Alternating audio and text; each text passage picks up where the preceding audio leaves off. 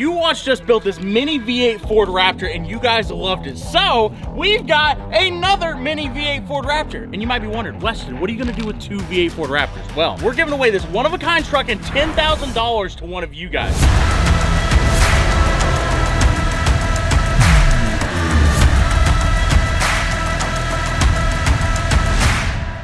This is a Ford F-150 Raptor with a V8 in it. It has been custom built, custom shortened, Raptor suspension, Raptor interior, touchscreen radio, and a 5-liter Coyote V8 in it. If you want to get entered to win this truck, all you got to do is go to westonlakescake.com. We completely overhauled the website. There's 30 new shirt designs, hats, hoodies, accessories. There's even socks.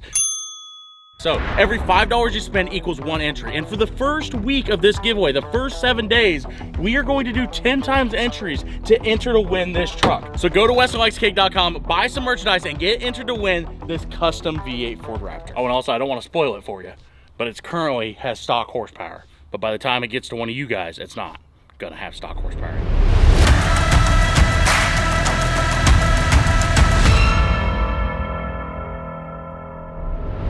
Guys, on today's episode of things that Weston might have abandoned in the grass for a long period of time, but we're coming back to, we're gonna finish, I bring you a cop car.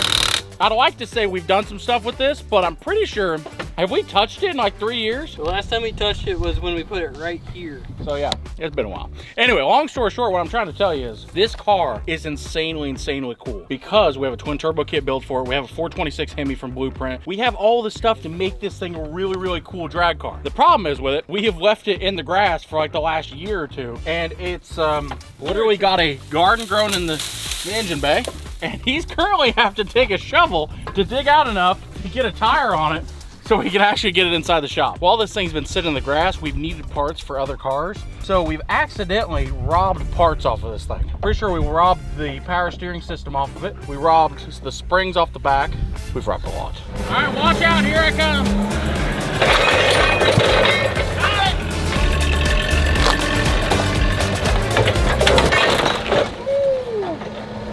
We just won't tell Garrett about that.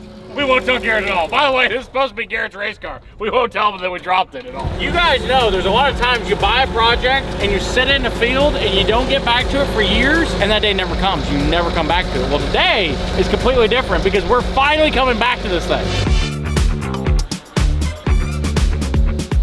That's it, she's officially in the shop. So you know what this means? Is before we were just talking. Now that it's in the shop, it's 100% guaranteed we've got to finish this thing. So guys, I think basically the first thing we want to do is we want to get this thing all the way up in the air and kind of see what we're working with.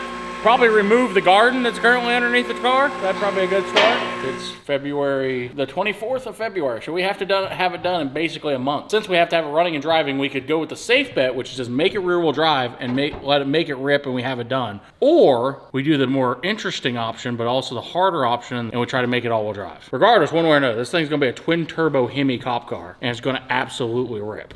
We got the cop car in here yesterday and surprisingly, we found more parts I had for this bag rope. As we've stared at this more, we realized there's a lot of things we got to do to this car. For one, we've robbed a bunch of parts off of it. For two, we still got to put the fuel tank back in it. For three, somehow the trunk got crushed in by a forklift. Did you beat that down with the sledgehammer already? Yeah, I already beat it down. Never mind, there's no number 3.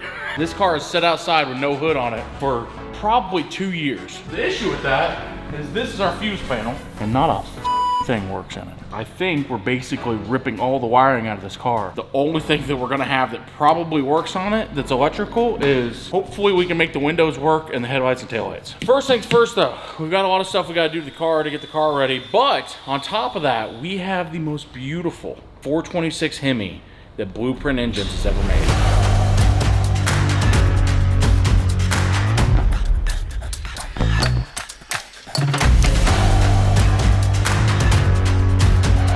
I know that probably just cut from that epic montage of the motor. Well, that was a few months ago, and since then, we've taken all the turbo kit off, but where we're at right now is our 426 Gen 3 compatible Hemi from Blueprint needs all of the accessories that's gonna make it fit into that car put on it. But for right now, that is a stage 5 Turbo 400, so it's gonna be twin turbo, Turbo 400, trans brake. This thing should go fast. Oh, hello, sweetness.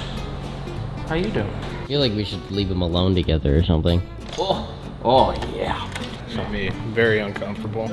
I have the dyno sheet here from Blueprint Engine on this motor. What do you think it made naturally aspirated? 650. 619 horsepower naturally aspirated at 6,600 RPM. When it left Blueprints, it was perfect. And I'm just gonna tell you this, Blueprint engines, we love you boys. And if it blows up, it was his fault. Hey guys, did I tell you the bad news? Who do you think is gonna win the shit out of a Sprinter van at the Freedom 500?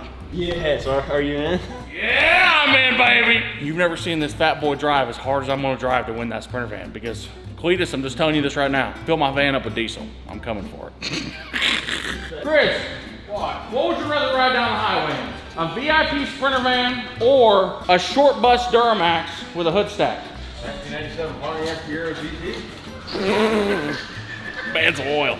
Ladies, if you're looking for a man, that man is loyal. If you look anything like a 1987 Pontiac Fiero GT, he'll never leave. Dude, fat shaming is the way of the future. We stopped fat shaming people, people started becoming weird. Oh, you're recording? Yeah. Oh, hi. Well, anyway, like I was saying, this valve cover here, real nice.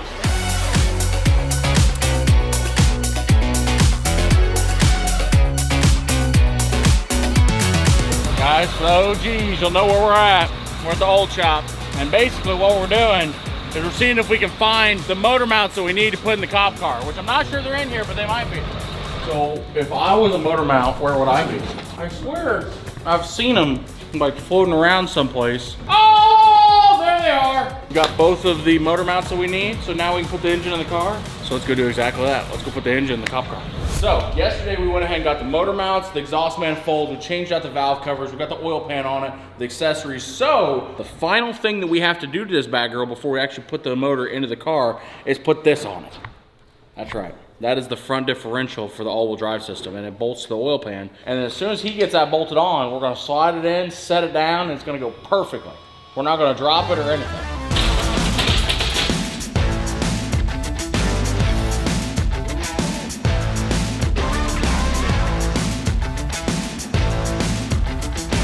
Oh, I'm on mine. Are you in there? Yep.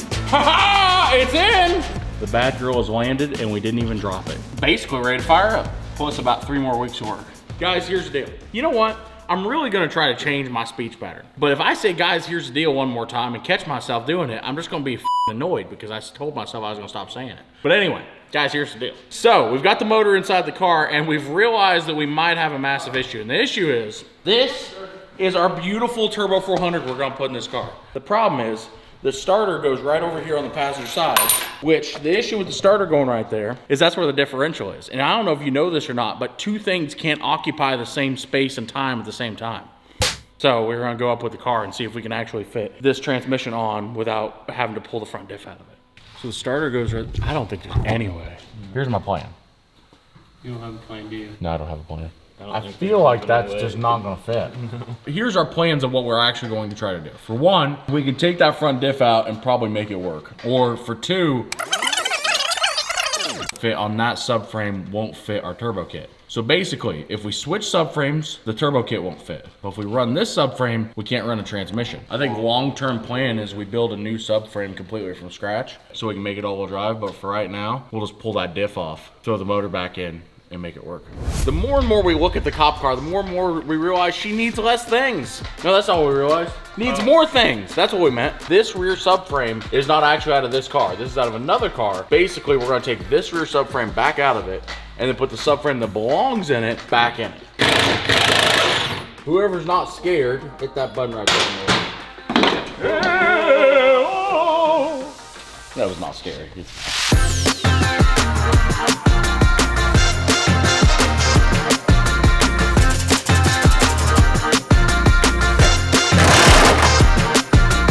All right, guys, I was a little sick yesterday. While I was sick, Wade and the guys went ahead and got the transmission in this bad girl. So now it's time to install the nice shiny parts.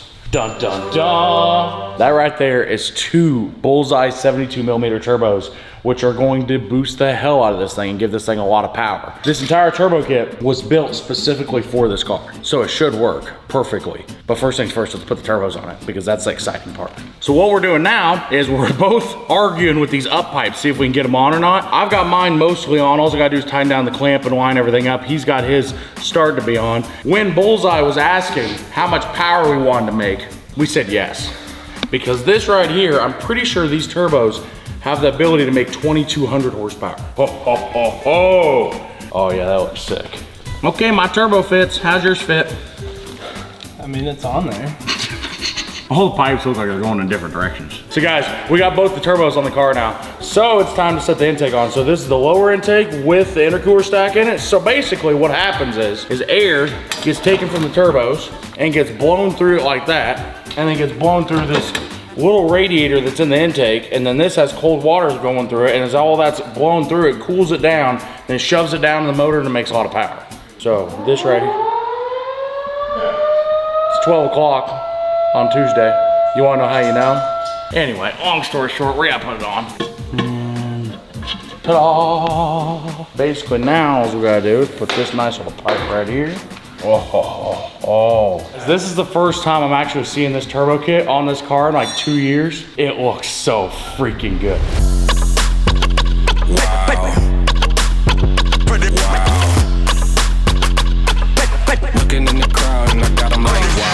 All right guys, so basically where we're at right now is we've got the rear end in it. We've got most of the major components, but the one final thing we got to put in it is the fuel tank. There's just like, people always want to put fuel cells and stuff, but goddamn, there's nothing nicer than just a factory tank that you can make work.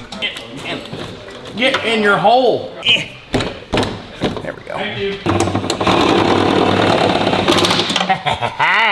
So if I let this down, it shouldn't fall on our heads. Installed. Now let's be very, very quiet. Because here we see in his natural habitat a wave. He's stuffed all the way deep down underneath the dashboard looking for a wire that he can't find. But don't worry, after a while he will find it. And when he does, he'll make this thing run again. See, if you're wondering why car guys always have bad backs, it's because of shit like this. It never fails. The wiring you gotta do is halfway up underneath the dash, and the only way to do it is to sit upside down in the car. Hello. How's your wiring going? Wonderful. In case you didn't know, this cop car is an old canine cop car, and also it's set for about 2 years with the windows down, so the interior is not in great shape. So we're gonna rip out basically everything inside the interior, and then we can start applying electric to things and see if it works. Enjoy this awesome time lapse while we gut the interior of this car. Boom, cut the clip. You guys are still here, aren't you? The editor always does this. He always just makes me look stupid by cutting at the wrong time.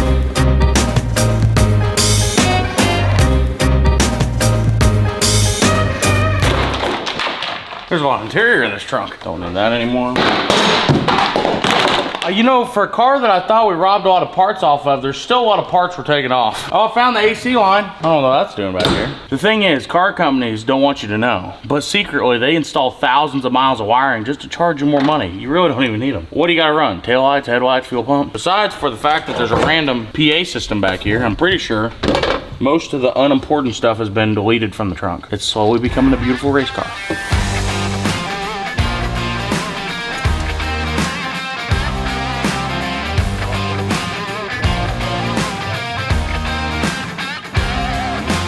Okay guys, we got a bit excited on putting this thing back together, but the dash is back in the car now. Wade's currently working on wiring up the ECU over there. While he's doing the wiring, I think I'm gonna try to put a fuel system in this car. So we've got 2 Holley pumps inside the factory fuel tank on the cop car. And all we gotta do is get a fuel line ran from the tank up here to the motor and then run the return line back to the tank. After that's done, the fuel system should be completely wrapped up. So guys, last night we noticed that our valve cover looks absolutely fantastic, except for the fact that this breather hose is in the wrong spot because now the coil can't plug in if we put the coil in it. So we can't plug in 2 of the coils on the motor. So I'm gonna pull this valve cover off. He's already got the other one over there. We're gonna move these ports over just a little bit. That way we can actually plug in the coils, and then we're gonna paint it and throw it all back together.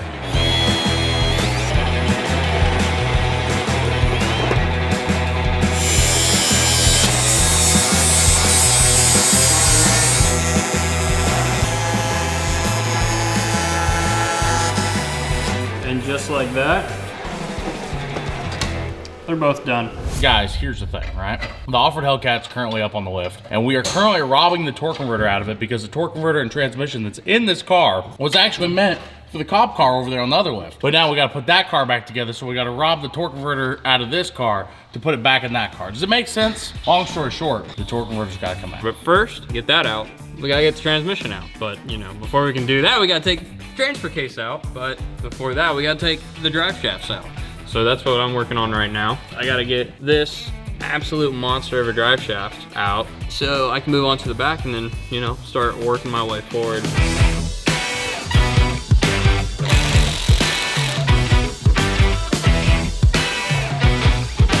Here we go. There you have it. One torque converter. The next step is we gotta get done with all the engine work, and then after that we'll throw it back on the lift and we'll throw this torque converter in. So guys, the thing is, right? We've been feeling really, really fancy while building this car. So fancy, in fact, that we're slowly, as we're starting to talk, becoming more and more British. So we are going to be installing things fancy around here. That doesn't fit.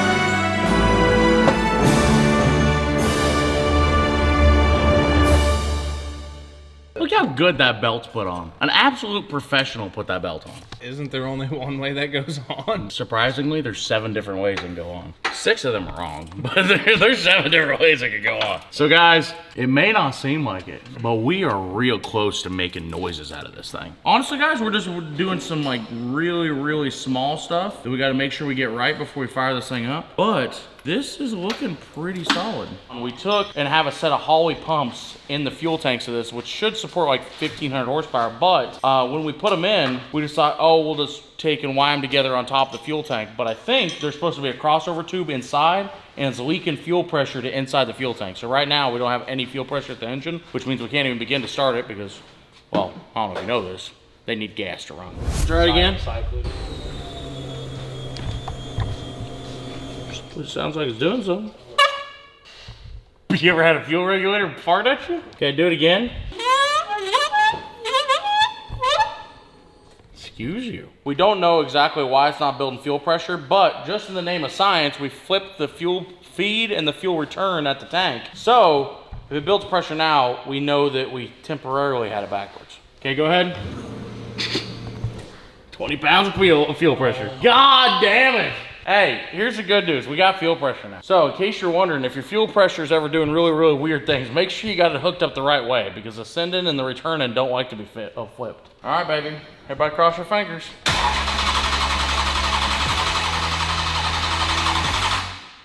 You see, you notice how it didn't roar to life? That was weird. Go ahead.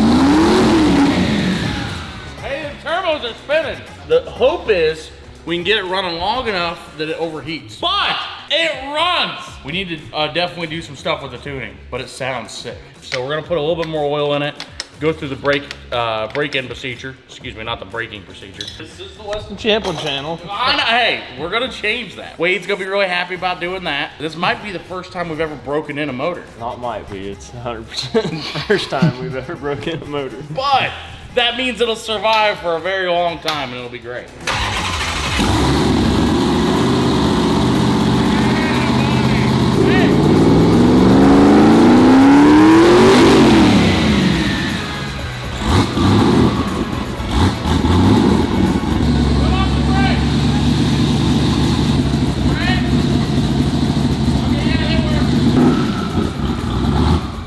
dude, for the first start, that was pretty good. We did run it for long enough that it got some break-in oil in some places. I'd like to run it for a little bit longer if we're actually gonna do a break-in period, you know?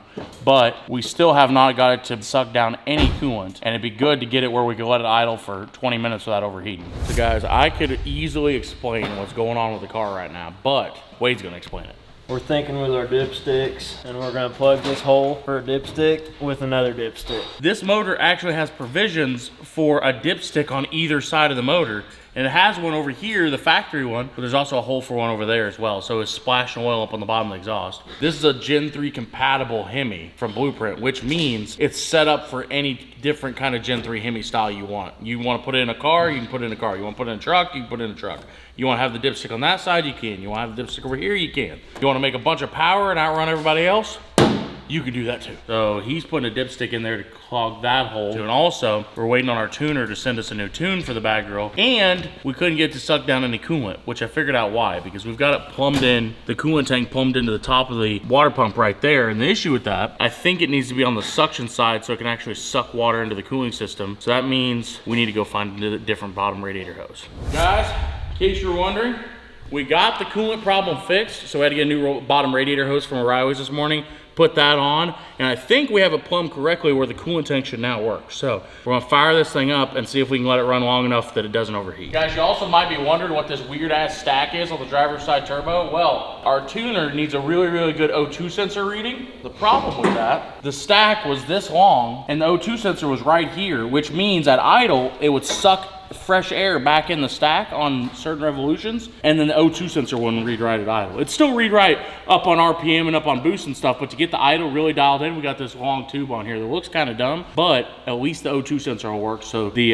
ECM knows what's going on with the motor. So, guys, I just wrapped white thread sealing on my redneck science hat. Both of us are gonna have to go to westonxk.com and get some merchandise now. And also, that's okay, because if you go to westonxk.com and buy some merchandise, you also get entered to win the mini V8 Raptor. So, Can I win it? unfortunately, it's against the rules for you to win it. But everyone else can win it. Just not you.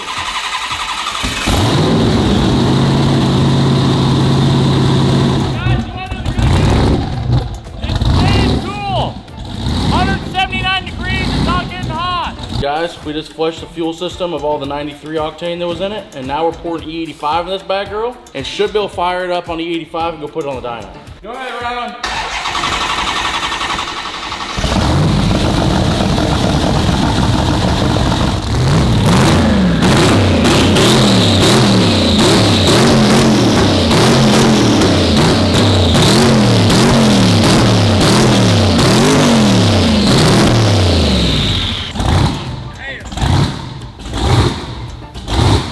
Sounds like it's gonna end the world.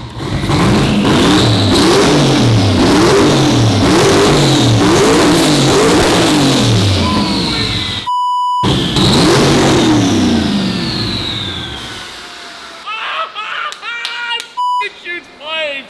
That is awesome. I don't even know if you caught it on camera, but it shot a flame out that stack like this long.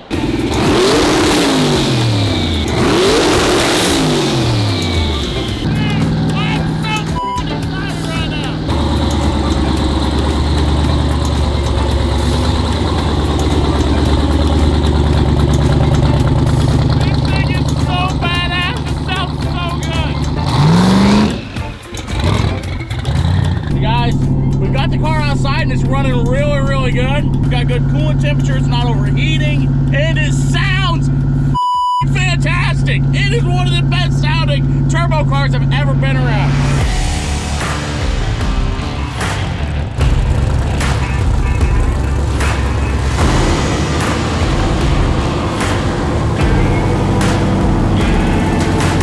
It made 600 horsepower NA. Now it's got two 72mm turbos on it. Thing is, I have no idea what this thing is going to make. Logan's already said what he thinks it'll do. He thinks it'll do 730 horse. What do you think?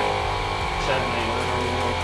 Thinking 880. I'm thinking 800 flat. I don't know. We're getting ready to find out. The good news is we actually broke in the motor. The motor's got some run time. It hasn't overheated. We've let it cool down. All we gotta do now is fire up the car and turn on the dyno.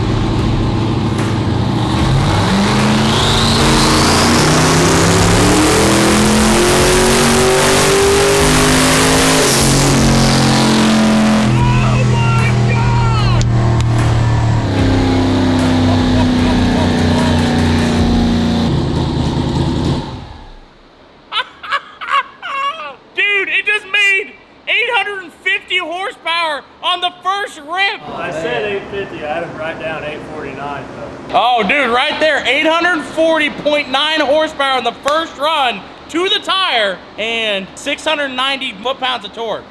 That's pretty good. So that's the great thing about it is I data log that whole thing so I can just take the SD card out and slide it directly into my computer and I can see how much boost it made, everything straight from the hauling. 10.6 pounds of boost. That's actually perfect. That's actually right on the money. The question is, should we put more boost to it? Is that even a question?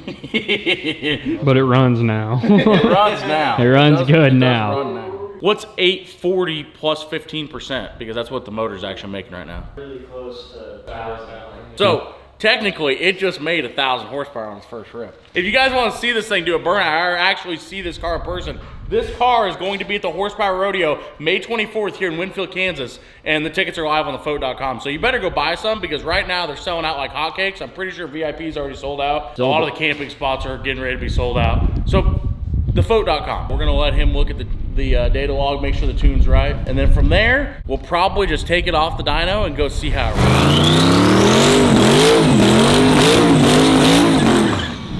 Yeah, she does all right. Hey, I think it'd probably do a burnout. That was just lightly pedaling it. That wasn't even on it at all. Well, I mean, you did have your slicks in the water. Yeah, but you gotta loosen them up a bit, you know what I mean? You're right.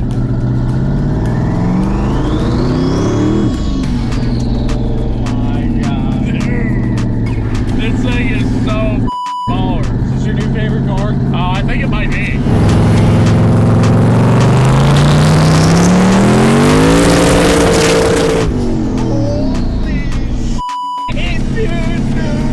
Dude! It's boogieing!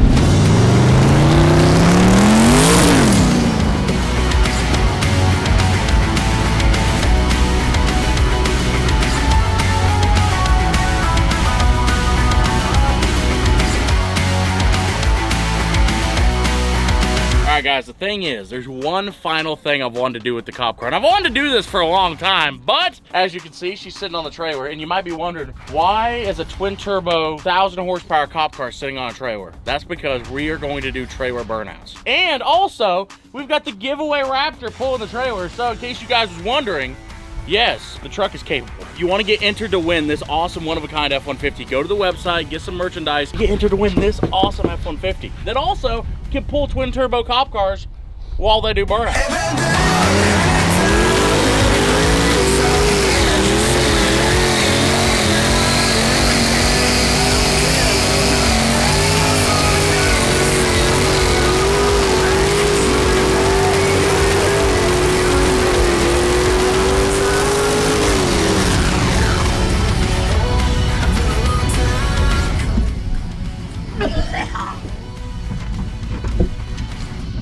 God damn. I can't even breathe. Holy shit. Dude, I've never had a car fill that full of smoke that quick. Like, I just put in third gear and I just was lightly on the gas. It's just blowing smoke everywhere. Well, I can officially say I've done it. I've done trailer burnouts. Guys, I'm not gonna say any more. If you like the videos, make sure you hit that subscribe button. We're trying to reach 5 million in 2025 and we just reached 4 million subs. So Also, that Raptor is freaking badass, so make sure you guys get entered to win. how'd it tow? Oh, it towed good. Wasn't paying no attention. I was looking back and I was just seeing how much smoke was flying. Was there smoke? Oh, there's a lot of smoke. I couldn't tell. After about 30 seconds, I couldn't see anything.